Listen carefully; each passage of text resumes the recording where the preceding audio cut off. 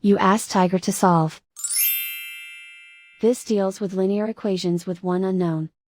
The final result is x equals 2. Let's solve it step by step. Group all x terms on the left side of the equation. Add 6x to both sides. Simplify the arithmetic. Group like terms. Simplify the arithmetic. Isolate the x. Divide both sides by 15. Simplify the fraction. Find the greatest common factor of the numerator and denominator.